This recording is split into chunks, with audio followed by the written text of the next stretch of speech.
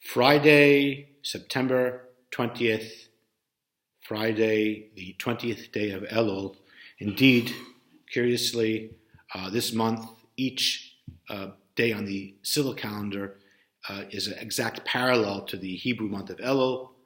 That will not be true next month already, but makes for a nice parallel. So we're going to read the Parsha of Tavo, and but I'd like to give a little slightly different twist this week. Tell a couple of stories. Why?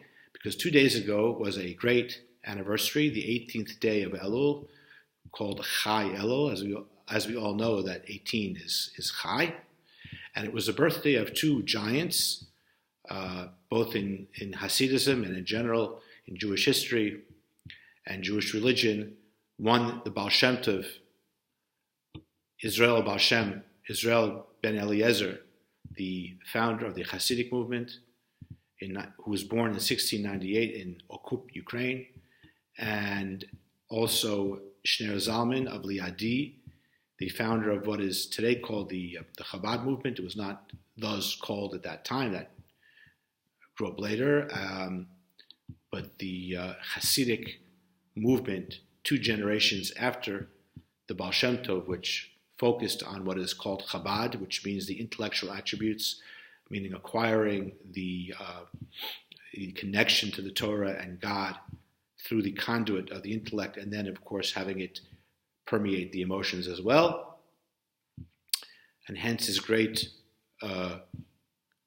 opuses of the Tanya and other great works, wherein we approach the Hasidic ideas through comprehensible explanations. And these are both 2 very vital paths in this incredible phenomenon called Hasidus. Of course, keep in mind that when we talk about someone founding the Hasidic movement, it's not like the Baal Shem Tov goes to the Ukrainian Minister of the Interior and, okay, I want to register the Hasidic movement. Indeed, actually, as is often pointed out, the Baal Shem Tov did not add actually anything new to Judaism. The Torah has so many different levels and so many different aspects. And he did, however, reveal certain aspects of the Torah, which had always been there, which he felt were absolutely vital for the spiritual welfare of the Jews in the period in which he lived. And let's talk about that for a minute.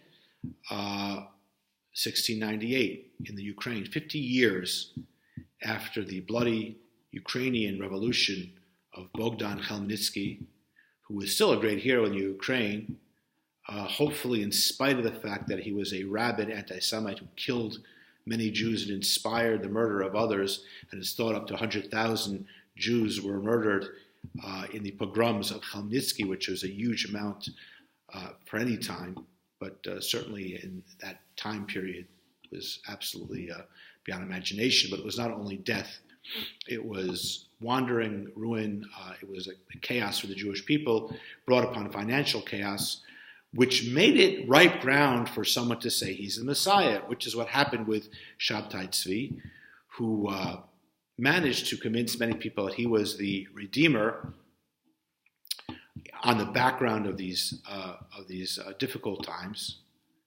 And this persisted until he was captured by the Turkish ruler, having had enough of this King of the Jews business, which he saw as a threat to his sovereignty, put him in jail and told him that to save his life he would need to convert to Islam, which remarkably and sadly he did.